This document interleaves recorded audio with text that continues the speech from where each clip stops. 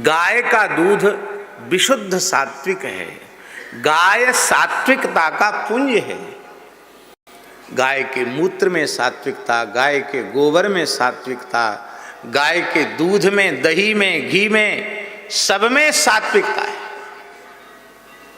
गाय सात्विकता का पुंज है गाय।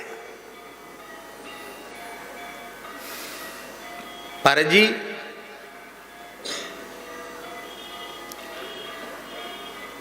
सोने से भरा स्वर्ण निर्मित भवन हो, बहुत वेश कीमती फर्श हो, क्या कहना उसकी कारीगरी, क्या कहना उसकी नक्काशी, मणियां जगमगा रही हों,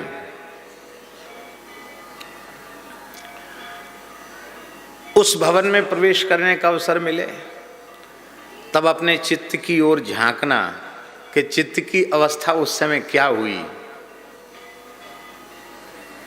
और फूस को छप्पर होए, कच्चो तुलसी को चौरा बने हुए होए, और गैया के गोबर और मिट्टी ब्रजरस से मिलाए के पोता लगाए गए होए, वैसे चौका पोता लगे हुए जगह में प्रवेश करो, फूस के छप्पर में प्रवेश करो। फिर वहाँ अपने चित्त को झांक के देखो कि चित्त को कैसो, चित्त की अवस्था कैसी है। तो उस स्वर्ण निर्मित मणियों के प्रकाश से जगमगाते महल के भीतर जाने पर चित्त में रजोगुण के संस्कार प्रबल दिखाई पड़ेंगे, किंतु गैया के गोबर से लिखी हुई कच्ची भीत और कच्ची मिट्टी की दीवार, फूस के छप्पर बने हुए घर में केवल गैया के गोबर से लिपा पुता है, उसमें प्रवेश करते ही चित्त सात्विक हो जाएगा। लगेगा कि यहाँ बैठ के 10-20 माला फेर लेनी चाहिए।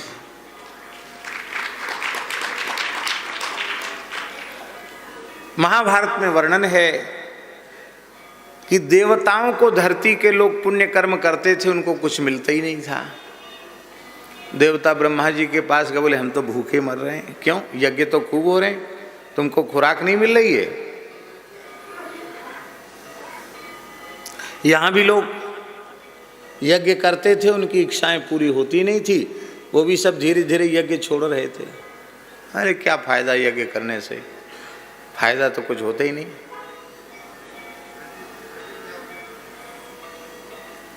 बराबरी का सौदा है। हम लोग देवताओं को प्रसन्न करते हैं तो देवता हमारी इच्छाओं को पूरी करते हैं।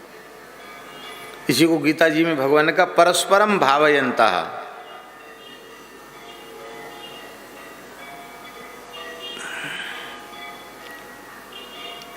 यहां का किया हुआ देवताओं को नहीं मिला तो देवता हमको देंगे कहां से। तो सब ब्रह्मा जी के पास गए, बोले महाराज समाधान करो, धरती के किए गए जब तप यज्ञ आदि सफल क्यों नहीं हो रहे हैं। तब ब्रह्मा जी ने उपाय बताया। क्या उपाय बताया? सुन लो कान खोल के। ब्रह्मा जी ने कहा कि जिस समय भगवान नारायण ने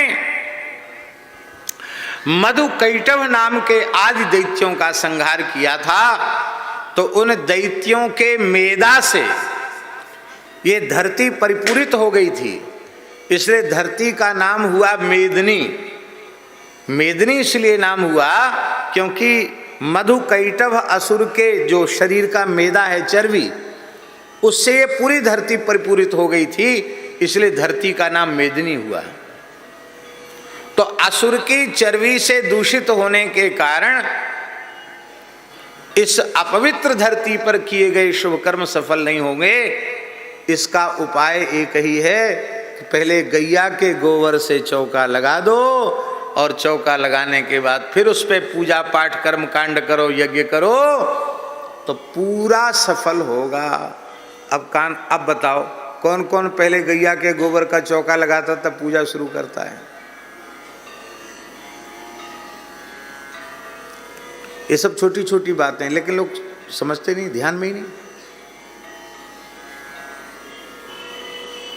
मेरी प्रार्थना है बड़ी बढ़िया से बढ़िया मार्बल का पक्का फर्श हो, पर पूजा कराओ तो इतनों सौ गैया को, देसी गैया को गोबर लेके ने गोबर गोमूत्र लेके उस पर चौका लगा,